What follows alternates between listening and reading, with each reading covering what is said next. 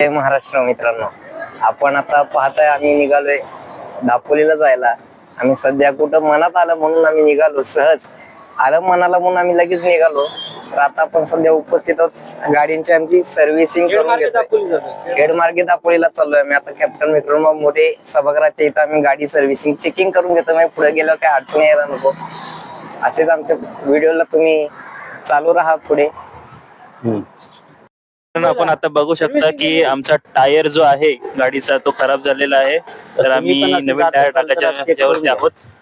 तर कुठेही तुम्ही लांब जात असाल किंवा कुठेही जर लॉंग ट्रेक करत असाल जेव्हा 100 किंवा 50 किलोमीटरच्या जेव्हा लांब अंतरावरती जात असाल गाडी घेऊन, तर टायर किंवा गाडीच्या ज्या बेसिक गोष्टी असतात त्या नक्की चेक करून घ्या. कारण की परत मोठ्या प्रवासात किंवा लांब जाणाऱ्या प्रवासामध्ये तुम्हाला त्रास होऊ नये, जेणेकरून आणि तुमचा प्रवास सुखरूप व्हावा. चला मित्रांनो, तर आमच्या सोबत बनून राहा आणि पुढे ब्लॉग पाहत राहा.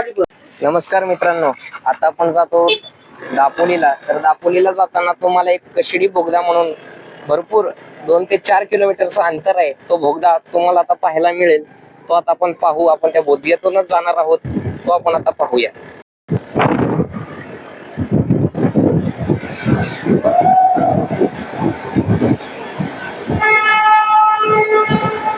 आपण पाहू शकता हा बोदगा आहे. कशिडी बंगल्याला लागून हा बोदगा आहे. भोगावच्या पुढे लागतो. तुम्ही जर कधी आलात किंवा दापोलीला जाणार असाल, रत्नागिरीला जाणार असाल, त्या बोदग्याला अवश्य भेट द्या. कारण बोदग्याचं बांधकाम हे खूप सुंदर आणि सुरेख असं आहे. या बोदग्यात पावसाळी तर अजूनच मजा येते. कारण सगळीकडून पाणी झऱ्यासारखं येत असतं. ते पाण्याचा अनुभव तुम्ही आताही घेऊ शकता.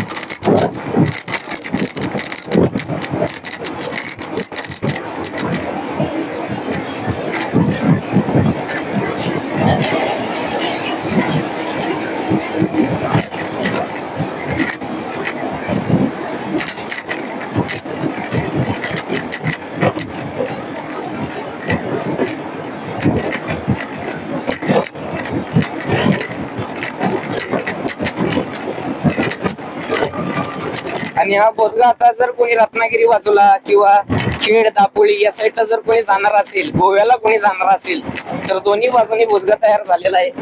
अवघ्या 5 मिनिटात बोदगा आपल्याला 20 ते 25 किलोमीटरचा अंतर वाचवतो. एवढा खूप मोठा लांब बोदगा आहे. तुम्ही या बोदग्याचा वापर करू शकता प्रवासासाठी.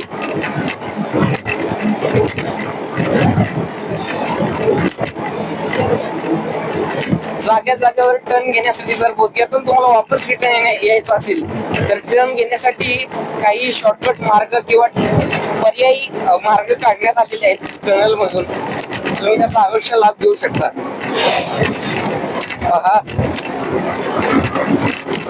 कॅमेरा हलतोय पण काही हरकत नाही, तुम्ही पाहू शकताय.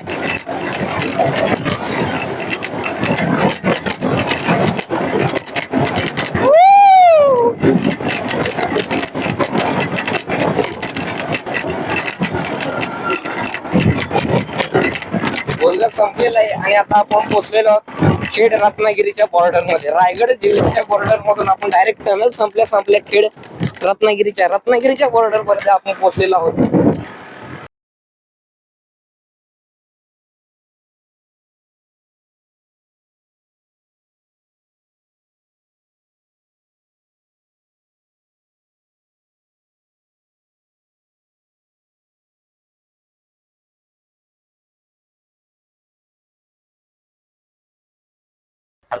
दारू सोडले ना. तर आता एक खेड नजदीक हायवेला विठ्ठल कामत म्हणून हॉटेल आहे. तिथे आम्ही आता चहा पाण्यासाठी जरा रिलॅक्स होण्यासाठी थांबलेलो आहे. चला चहा पण एक सुंदर आहे. रामकृष्ण हरी. आपण आता जे पाहतोय ते भरण्या नाक्याची ग्रामदैवत कुळदैवत आदी करून सकळ माता ज्यांना म्हटलं जातं ती आई काळकाई देवी मातेचं मंदिर. आपण भरण्या नाक्याला आलात तर या मातेचं महात्म्य असं की माता या समस्त ग्रामस्थ मंडळींची आई कालकाई माता आहे. ती मातेची महती खूप थोर आहे.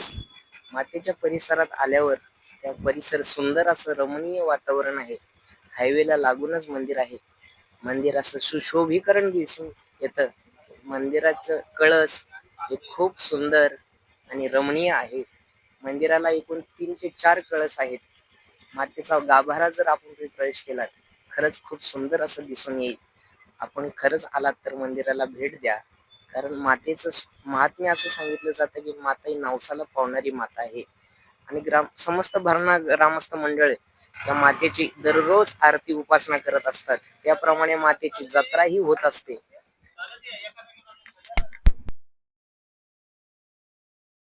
ते परंपरेगत आलेला मिराशी बाबा रखवालदार या गावाचा या समस्त ग्रामस्थ मंडळींचा रखवालदार बाबा आपण पाहताय मिराशी बाबा.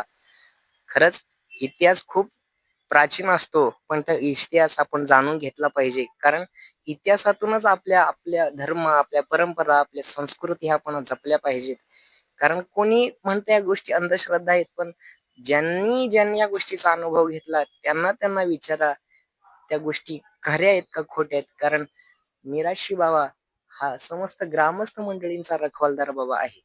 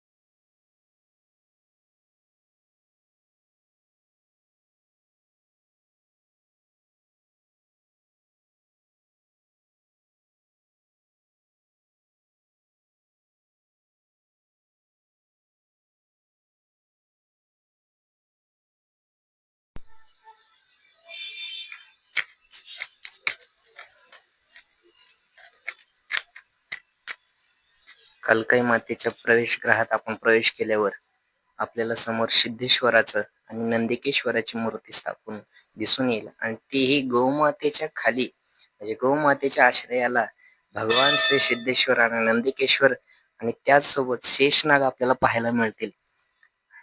आणि हे संपूर्ण असं मोठं वडाचं झाडी आपल्याला पाहायला मिळेल. खूप प्राचीन इतिहास आहे. तुम्ही या दर्शन घ्या.